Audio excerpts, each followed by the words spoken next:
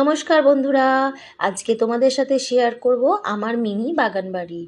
এটা হলো প্রথমে টবের একটা কর্নারে একটা পেন্সিল ক্যাকটাস বসিয়েছি, আর পুরো বাউন্ডারি ওয়ালটাকে করে দিয়েছি হেজের কাটিং জেড আর চাইনিজ বট দিয়ে।